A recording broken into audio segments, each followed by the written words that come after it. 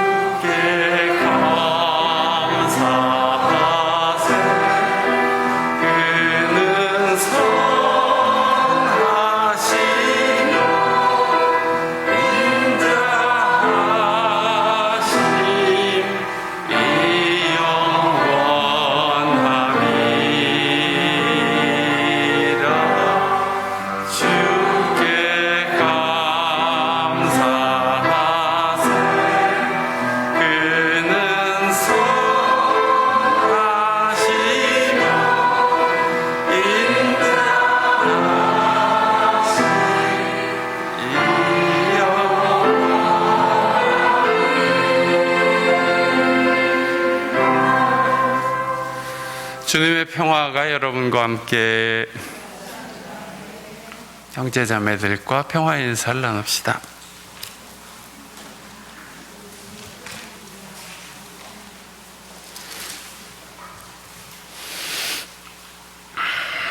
오늘은 부활절 마지막 주일, 다음 주일은 성령 강림 주일입니다. 주님께서 지금까지 우리를 지키시고 인도하심을 감사하며 찬양하며 이 예배를 바칩시다. 찬송가 170장입니다.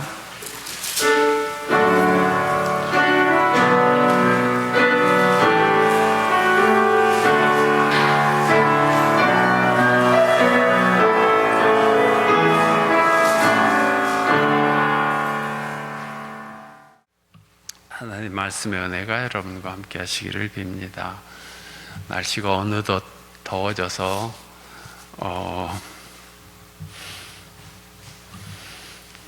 땀이 질질 나고 마스크까지 쓰고 있으려니까 힘드시죠. 이렇게 더운 날씨에 두루마기까지 입고 여러분에게 드리고 싶은 말씀은 우리에게 영원한 생명이 있다는 것입니다. 오늘은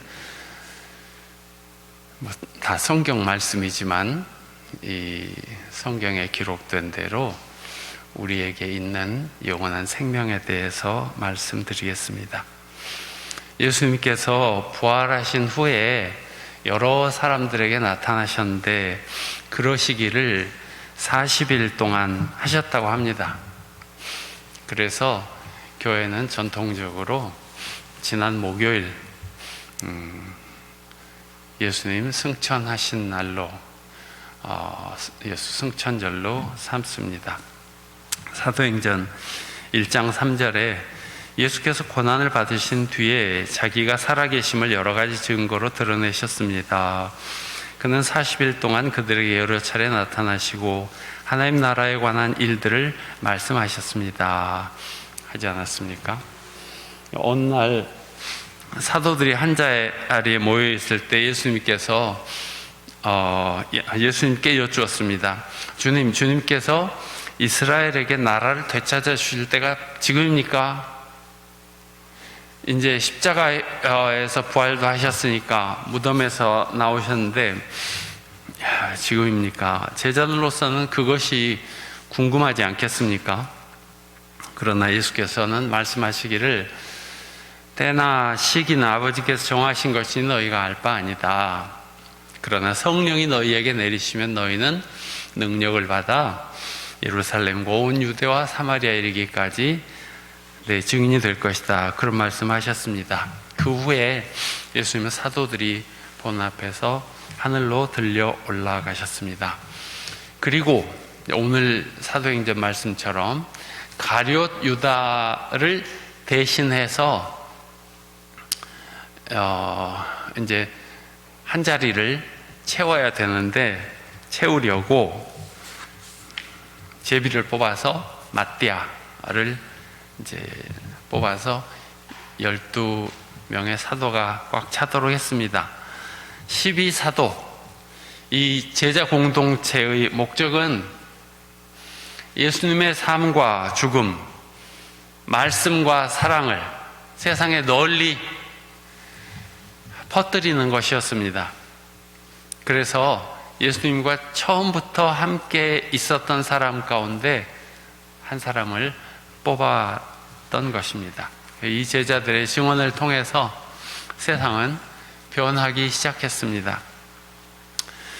예수님의 가르침에 대해서 아무도 말하지 않았다면 누가 예수님의 뜻을 알았겠습니까? 이분들이 박해 가운데에서도 목숨을 걸고 하늘나라 복음을 전했기 때문에 세상에 하늘나라 가치관을 받아들인 사람들이 생겨난 것입니다. 요한일서 5장에 이런 말씀인데 온 세상이 악마의 세력 아래 놓여 있다는 말씀이 있습니다. 이 말씀처럼 당시 사람들은 자신의 생을 평온하게 살 수가 없었습니다. 폭력과 전쟁, 착취와 억압이 대를 이어서 계속되기 때문에 그냥 평범하게 아이 낳고 일하고 먹고 살고 그렇게 할 수가 없었습니다. 악마의 세력 아래 놓여 있었습니다. 그런 악마의 세력에 대항하여 사람들을 구하신 분이 그리스도의 구원사역이었습니다. 예컨대 예수님은 그렇게 가르치셨죠. 오른뺨을 때리거든 왼뺨도 돌려대라. 이 말씀은 그 폭력에 순응하고 굴복하라는 말씀이 아니라 폭력 자체가 아무 의미가 없는 것이 되게 하라는 가르침이었습니다. 죄와 고통과 억압 속에 사는 것은 주님이 원하시는 삶이 아닙니다. 폭력, 전쟁, 착취, 억압, 슬픔, 분노로 죽어가는 삶은 본디 하나님 주신 참되고 영광스러운 생이 아닙니다. 서로 사랑하면서 어려운 일이 있으면 도우면서 서로 치료하면서 건강하게 살아가는 것이 하나님께서 원하시는 하늘로부터 오는 생명이며 그것이 하나님과 함께하는 영원한 생명입니다. 영원한 생명이란 하나님께 이어져 있는 생명입니다. 시간으로만 끝없이 계속되는 것은 아닙니다. 지옥도 끝없이 계속됩니다. 하나님께 나아가서 하나님과 함께 살아가는 생명이 영생입니다. 죄와 어둠의 세상에서 그것들과 짝하여 사는 것이 아니라 하나님의 뜻을 알고 하나님과 동행하는 것이 영원한 생명입니다. 지난 시간에 제가 자아의 외연에 대해서 말씀드렸는데 자아가 한없이 큰 사람은 생명도 한없이 계속됩니다. 세상 사람들이 다 남이 아니고 하나님의 피조물이라고 믿으니 우리는 다 형제요, 자매요, 한 아버지로부터 나온 자녀들입니다. 사람만 아니라 만물이 다 하나님의 피조물이라고 믿으면 세상 만물이 다 나와 연결되어 있는 하나의 생명체입니다. 나는 혼자가 아니요, 세상 만물과 같은 피조물입니다. 그러니 나는 죽지 않습니다. 세상을 지으신 하나님 안에서 영원합니다. 몸이 노쇠해지고 땅에 묻히더라도 그것은 죽는 것이 아니라 새로운 삶으로 변화하는 과정에 불과합니다. 고린도 4장에 이런 말씀이 있죠. 우리의 겉사람은 낡아가나 우리 속사람은 날로 새로워집니다. 우리는 보이는 것을 바라보는 것이 아니라 보이지 않는 것을 바라봅니다. 이것이 기독교 신앙의 현존관입니다. 존재관입니다. 사도 요한은 이런 진리를 이렇게 증언하셨습니다. 5장 20절의 말씀, 우리는 그 참되신 분 곧 하나님의 아들 예수 그리스도 안에 있습니다. 이분이 참 하나님이시요 영원한 생명이십니다. 요한일서 5장에는 영원한 생명이 무엇인지를 가르쳐 주시는 말씀이 많습니다. 오늘 본문 보면 하나님께서 친히 내려주신 증언은 하나님이 우리에게 영원한 생명을 주셨다는 것과 이 생명이 하나님의 아들 안에 있다는 것입니다. 이 중대한 말씀을 우리는 잊지 말아야 하겠습니다. 듣기는 많이 듣고 그렇다고 아멘 하면서도 실제로는 그런가? 이걸 확실히 믿지 않기 때문에 자신은 한정된 삶에서, 제한된 삶에서 고통과 절망을 받게 되는 것입니다. 하나님께서 우리에게 영원한 생명을 주셨는데 그 생명은 예수 그리스도 안에 있다고 했습니다. 같이 합시다. 하나님이 우리에게 영원한 생명을 주셨습니다. 영원한 생명은 하나님의 아들 예수 그리스도 안에 있습니다. 아멘. 하나님은 우리에게 영원한 생명을 주셨습니다. 그리고 그 생명은 하나님의 아들 예수 그리스도 안에 있습니다. 우리가 믿어야 할 것은 바로 이 사실입니다. 하나님이 우리에게 영원한 생명을 주셨다는 것, 그 생명은 예수님 안에 있으며 그분을 모시고 사는 사람들 안에도 있다는 것. 요한 사도는 이 사실을 알려주려고 이 편지를 쓴다고 했습니다. 난 여러분이 영원한 생명을 가지고 있다는 것을 알게 하려는 것입니다. 여기에 대한 믿음을 확고하게 갖고 사시기 바랍니다. 왜냐하면 자기가 믿는 대로 되는 것이니까요. 우리는 성경을 통하여 하나님의 뜻을 배우고 믿음을 가졌지 않습니까? 성경은 오늘 우리에게 무엇을 가르쳐 주시냐면 우리가 영원한 생명을 가지고 있다는 것을 말해줍니다. 얼마나 좋은 일입니까? 영원한 생명을 어디 가서 고행해서 얻는 것도 아니고 많은 재물을 바쳐서 얻는 것도 아니고 이 말씀만 믿으면 되는 것이니 얼마나 쉬운 일입니까? 주님은 우리를 죄로부터 구원하셔서 영원한 생명을 주시기 위하여 오셨습니다. 그리고 이 사실을 믿으면 두려움이 많이 없어집니다. 뭔가에 쫓기며 살아갈 일도 없어지고 욕심 부릴 일도 별로 없어집니다. 왜냐하면 우리에게 영원한 생명이 있기 때문입니다.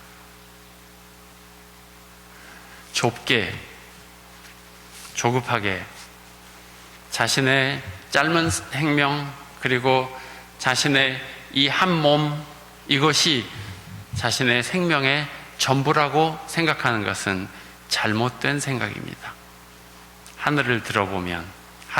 눈을 들어 하늘을 보면 멀리 더 길게 이 세상 생명의 역사를 보면 나는 혼자인 것이 아닙니다. 오늘 요한복음 17장 본문도 이런 믿음 위에 있는 말씀입니다. 예수께서 세상을 떠나시기 전에 당신의 제자들과 양들을 위한 기도를 드리면서 이들을 세상에서 지켜주시라는 내용입니다. 나는 아버지께서 내게 주신 사람들을 위하여 빕니다. 그들은 모두 아버지의 사람들입니다. 예수를 믿는 사람들은 다 하나님의 사람들이라고 말씀하십니다. 13절에 이제는 아버지께로 갑니다. 내가 세상에서 이것을 아뢰는 것은 내 기쁨이 그들 속에 차고 넘치게 하려는 것입니다. 라고 말씀하십니다. 나는 이제 곧 세상을 떠나게 되지만 그것은 결코 슬퍼할 일이 아니다. 아버지께로 가는 것이니 나는 참 기쁘다. 이런 기쁨이 다른 사람들에게도 가득하기를 바란다 하는 기도의 내용입니다. 세상은 악하고 어둡고 슬프고 나쁘지만 하나님은 사람들에게 영원한 생명이 무엇인지 가르쳐 주실 분 예수 그리스도를 보내주셨습니다. 예수님은 세상에 오셔서 세상을 구원하시는 생을 사셨습니다. 세상을 사랑하시고 세상에 생명과 평화를 주는 일을 하셨습니다. 이제 그 일을 예수님의 제자들이, 크리스찬들이 계속 해야 될 것이기 때문에 하나님께서 이 사람들을 지켜주시라고 말씀하신 것입니다. 하나님은 여러분을 지켜주십니다. 여러분은 어둠의 자식이 아니라 빛의 자녀이기 때문에 하나님은 여러분을 꼭 지켜주십니다. 아무 일도 일어나지 않도록 지켜주시는 것이 아니라 어떤 일이 있더라도 어둠의 세력에 사로잡혀 멸망하지 않도록 지켜주십니다. 어둠이 빛을 이기는 법은 없습니다. 광주항쟁 41주기를 맞았습니다. 광주항쟁이 예수님의 십자가 사건과 닮은 것은 둘 다 공권력에 의한 살인이었다는 점입니다. 그리고 민중은 이 참혹한 현실을 극복하는 법을 배웠다는 점입니다. 선하시기만 하고 의로우시기만 했던 스승 예수가 십자가에 달려 죽임을 당한 것은 참 기가 막힐 일이었습니다. 그러나 초대교회는 십자가 사건이 구약시대부터 얘기되었던 구세주의 길이었음을 고백합니다. 그래서 두려움에 옴죽달싹 못하고 풍비박산 되어버린 것이 아니라 도리어 그 사실을 증언하며 발언하며 선교하며 하나님 나라의 전도자들이 됩니다. 1980년 광주에서 백주에 몽둥이와 대검으로 젊은이들을 무참하게 살해한 전두환 신군부의 만행은 이해할 수 없는 억장이 무너지는 기가 막히는 일이었습니다. 그러나 광주 전남의 민중은 이 참담한 현실을 선하고 의로운 방식으로 극복했습니다. 세계 역사의 유래를 찾아보기 어려울 일들을 했습니다. 시민들이 나서서 주먹밥을 싸우고 스스로 헌혈하고 훔치거나 약탈하지 않고 수습위원회를 만들고 어떤 상황에서는 자제하자고 무기를 회수하기도 하고 위급한 상황에서는 독려하기도 하면서 전두환이 일으켰던 학살 진압 작전을 5.18 민주화 운동으로 바꿔버렸습니다. 80년대 전두환이 제5공화국을 만들고 삼청교육대를 만들어서 국민을 공포 세상으로 몰아넣을 때도 구속자 가족들은 앞장서서 진상규명과 책임자 처벌을 외치며 용감하게 싸웠습니다. 교회도 끊임없이 성명서를 내고 모교기도회를 이어가며 진상규명과 책임자 처벌을 주장하고 하나님께 기도했습니다. 결국은 정권이 바뀌고 전두환 노태우는 법정에 서게 되었습니다. 사람들이 그냥 입 닫고 눈 깔고 있어서 될 일은 아니었습니다. 5.18의 참혹함을 극복하는 민중의 모습은 참으로 놀라운 것이었습니다. 초기의 충격과 분노와 절망은 이제 오래전 기억이 되었지만 아직도 그 아픔을 안고 살아가는 분들이 적지 않습니다. 그리고 지금도 현재 진행형으로 국가의 이름으로 살육이 자행되는 곳이 지구상에 많습니다. 팔레스타인과 이스라엘은 지금도 전쟁 중입니다. 우리는 세상을 지으신 창조주 하나님의 자녀들입니다. 모든 상처 입은 것들의 아픔을 함께 아파하며 하나님의 자비를 구합시다. 우리가 서로 연대할 때, 우리가 한 하나님의 자녀요 한 피조물임을 믿을 때 우리는 죽지 않습니다. 하나님 안에서 영원한 생명을 살아갑니다. 오늘의 말씀을 묵상하고 기도합시다.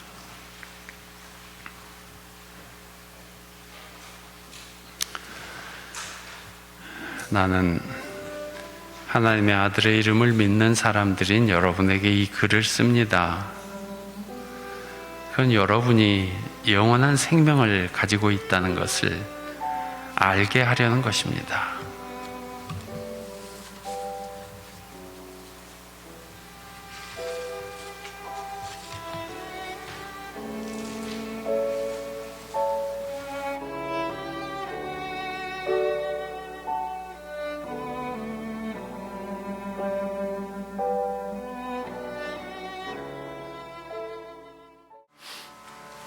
교우 여러분, 이제 예배를 마치면 세상에 나가서 생명의 복음을 전하며 여러분 자신이 세상 모든 형제 자매들과 함께 그리스도 안에서 영원한 생명을 살아가시기 바랍니다.